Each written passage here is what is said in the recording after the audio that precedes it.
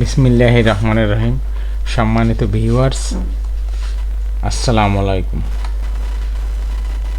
উপবৃত্তিপ্রাপ্ত শিক্ষার্থী যারা অযোগ্য, অর্থাৎ উপবৃত্তি প্রাপ্তির অযোগ্য শিক্ষার্থীর স্ট্যাটাস পরিবর্তন অথবা নিষ্ক্রিয়করণ প্রসঙ্গে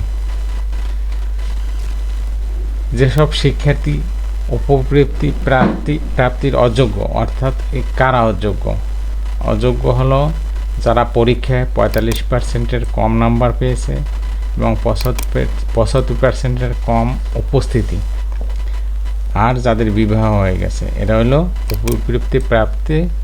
উপবৃত্তিপ্রাপ্ত অযোগ্য শিক্ষার্থী।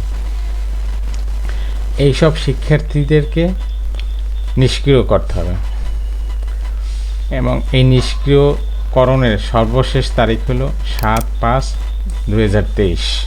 এর ভিতরে নিষ্ক্রিয় করতে হবে।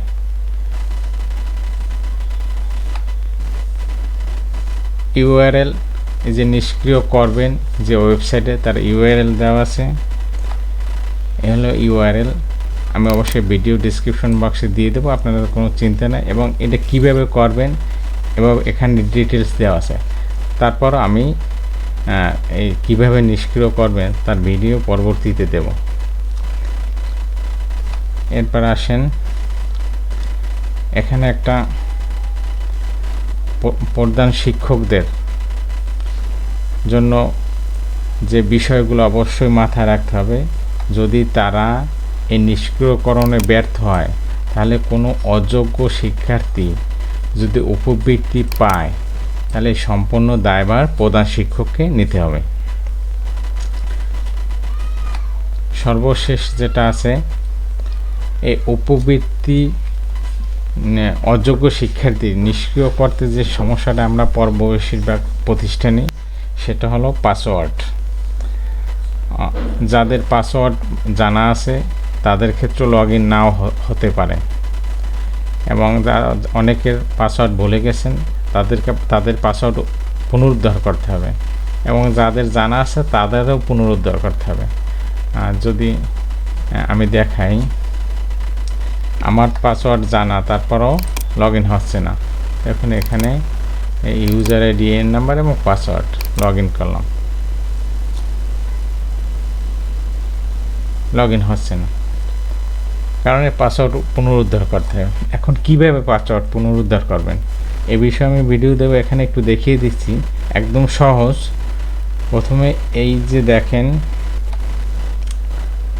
এখানে পাসওয়ার্ড ভুলে গেছেন, এখানে ক্লিক করবেন। ক্লিক করলে আপনার পাসওয়ার্ড ভুলে গেছেন, এইখানে আপনি মোবাইল নাম্বার দিতে হবে। কোন মোবাইল নাম্বার? এই উপবৃত্তির ওয়েবসাইটে আপনার প্রতিষ্ঠানের প্রোফাইলে একটা মোবাইল নাম্বার আছে, ওই মোবাইল নাম্বার এখানে দিতে হবে।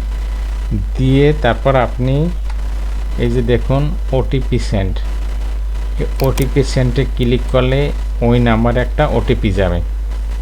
এখন আমি দেখাতে পারতেছি না, যেহেতু হেডমাস্টার মহোদয়ের সাথে যোগাযোগ করি নেই, ওটিপি আমি কীভাবে পাবো, এটা পরবর্তীতে আমি যখন করব তখন ভিডিও দেব। এখানে যদি আপনি সেন্ড করেন, তাহলে ওই নাম্বারে একটা ওটিপি যাবে, গেলে ওটিপি নাম্বারটা আপনাকে সাবমিট করতে হবে, এবং নাম্বার লিখে সাবমিট করবেন। করলে হয়তো বা এরকম আসতে পারে যে নতুন পাসওয়ার্ড চাইবে এবং কনফার্ম পাসওয়ার্ড চাইবে, এই দিয়ে সেভ দিলে হয়তো আপনার পাসওয়ার্ড হয়ে যাবে। এখন আসি এখানে, যদি আপনার এভাবেও কাজ না হয়, এভাবেও পাসওয়ার্ড উদ্ধার করতে না পারেন, তাহলে বিকল্প আছে। উপজেলা মাধ্যমিক শিক্ষা অফিসারের কাছে যাবেন, গিয়া উনি এই ইমেইলে মাধ্যমে আবেদন করে আপনার পাসওয়ার্ড পুনরুদ্ধার করে দেবে। সম্মানিত ভিউয়ার্স, এই ভিডিও দ্বারা যদি আপনাদের কোনো উপকার হয়, তাহলে আমার চ্যানেলটা সাবস্ক্রাইব করুন, কারণ আমরা এই সব তথ্য খুঁজে আপনাদের সামনে হাজির করি, আমাদের অনেক পরিশ্রম এবং সময়ের প্রয়োজন হয়। ভিডিওটা লাইক দিন, শেয়ার করুন। ধন্যবাদ সকলকে।